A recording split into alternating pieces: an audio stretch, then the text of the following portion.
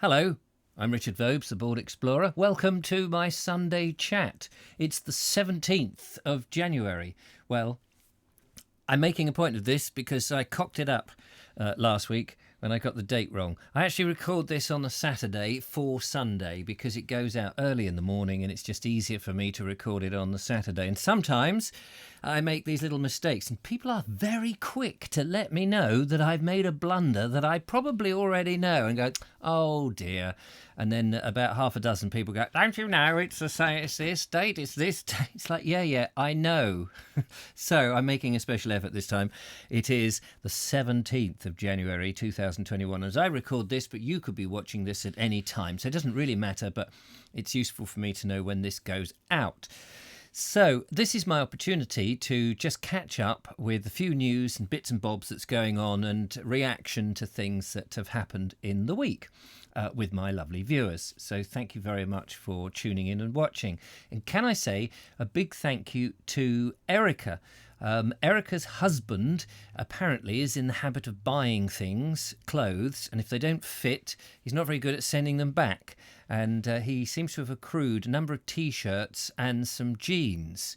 Brand new, unworn, weren't right for him, but seems that Erica thought, well, they might fit me. She sent them over and they're brilliant. So thank you so much. People are so kind. I have the best viewers in the world. So thank you for being out there. As ever, I've got a list of stuff to waffle through today. And we'll see how we get on. So, as ever, at the moment, we're still in the restrictions for COVID and lockdown and all of that. So I'm waiting for those restrictions to lift.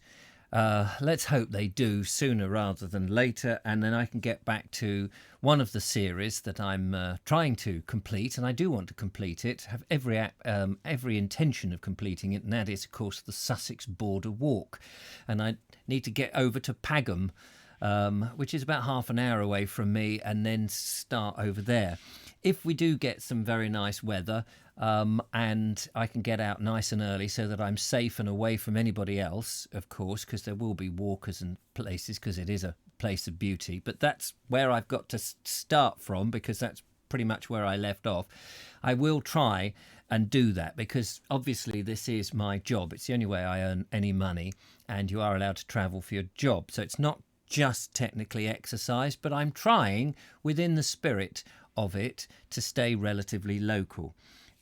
So that's one thing. Now, because we're in this wet winter, and it seems to be quite wet, although we've had some misty days and some cold days, I'm looking to you really for some recommendations. I did ask, I think, some time ago, and I didn't overly take it terribly seriously, but now I'm desperate for some walking wellies, not ordinary wellies, not wellies that you can just plod about in the garden that slip about, something that's like a walking boot, perhaps, but a bit more that it doesn't matter if I go up to my ankles in puddles, because I've been avoiding some boggy walks that I'd like to do purely because my walking boots would just disappear, and because I'm out every day, I don't want to sort of the next day have to put on still damp boots. You know what I'm talking about. So I need to investigate something that will work for me. If you've got some ideas, always very pleased to hear them, and then we'll go and get a pair of those and get going. So now this is interesting because I've had a mixed reaction to some of the cogitation videos that I've been doing. And these are the ones where I'm, mostly I talk about heritage, landscape and nature, but I have been doing some cogitations like going bald and which would you prefer to live in, the country or the town? Or there was another one, I can't remember off the top of my head what it was. And mostly, I would say it's about 95% positive, couple of not so positive ones, which is curious. And all I really wanted to reiterate here was because of the restrictions, I'm limited in what I can do and where I can go. And some people seem to think that I'm superhuman and that I can research a subject like this, that I've got enough time to do that and then go out and make a video about it, when really I don't. I do have two sister stations. I've got the Listen with Vobes, so in the week I'm reading old books live to an audience for an hour, and also I have the Vobes show, which is going from strength to strength at the moment, and so my time is actually quite limited. So I can't just on the spare of the moment read a book, know everything about it, go and do a thing just because it happens to be local. So sometimes just bringing up a subject and thinking it over almost in a what should we say, fly on the wall sort of way is the only way I can manage to get out a daily video on a daily basis, and that's very much my remit. Certainly for the next 18 months. When I started the daily videos, I said to myself, if I'm going to make this a living, I need to invest 5 years and do this every day for 5 years. And I'm just over 3.5 years of doing the daily videos. So another 18 months, and then I shall be in 5 years' time, and I will know whether it's worked. And so far, the graph, the interest in the videos and all of that has been going really well. So I'm very much encouraged because I want to carry on. Also, I've got a cup of coffee here in one of the Bald Explorer mugs.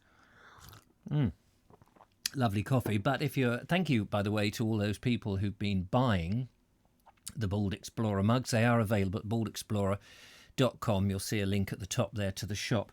Lovely stylish mug, great for the winter, apparently, for those nice warming cups of coffee, tea, herbal infusions, or even soup if you're that way inclined.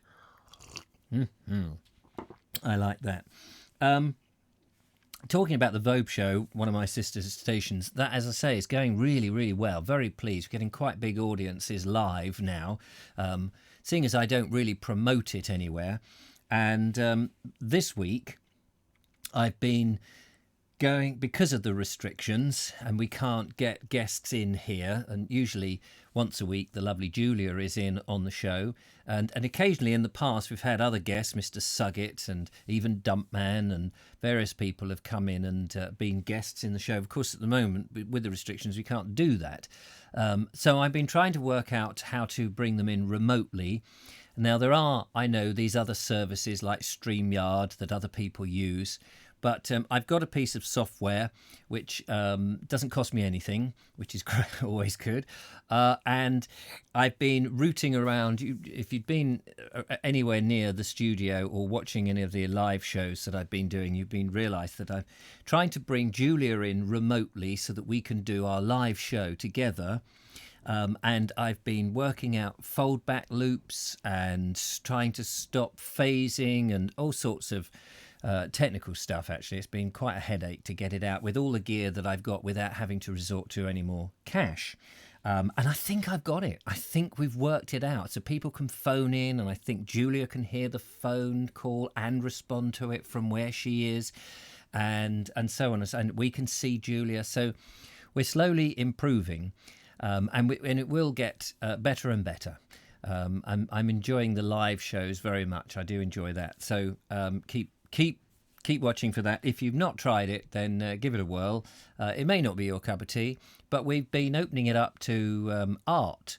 People have been sending in pictures of the stuff they've been doing during lockdown, or indeed overall in their entire lives, I suppose. Bits of art and stuff that we can show and share, as well as the videos that people make.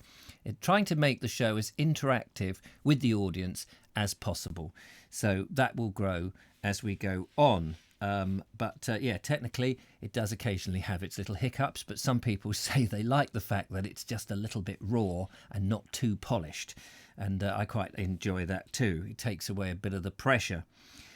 Interesting conversation on my next list here regarding depth of field. Now, I've had a couple of people have said to me, that some of your videos, Richard, you're in focus and yet the background isn't. What's that all about? You need to rethink how you film, they tell me.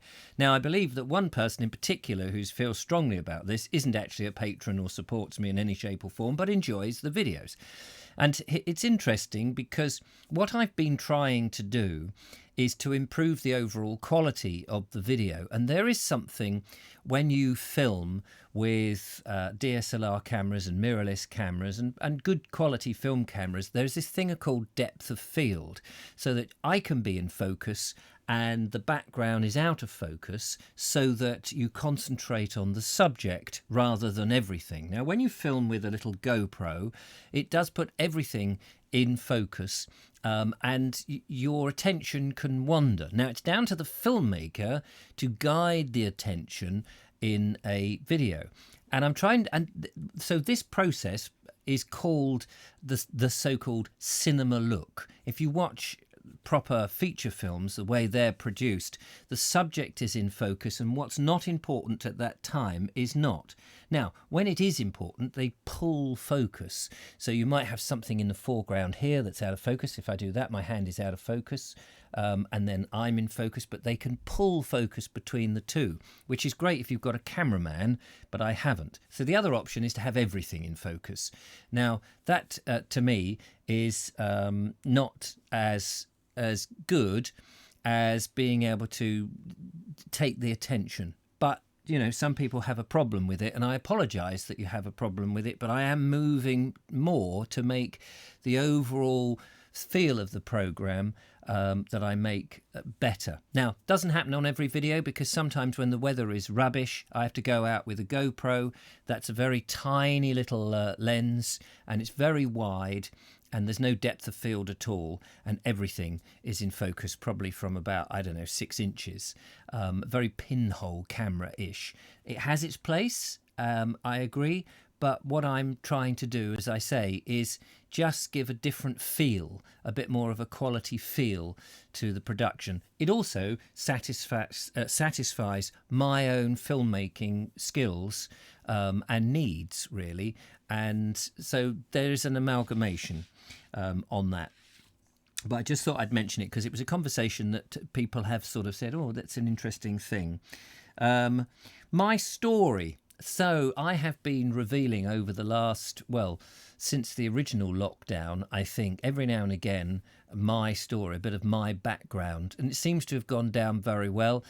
And people, it's remarkable actually, because people have been saying, what an interesting life you've had. And of course, when you live your own life, you just think, well, it's fairly ordinary because it's my life.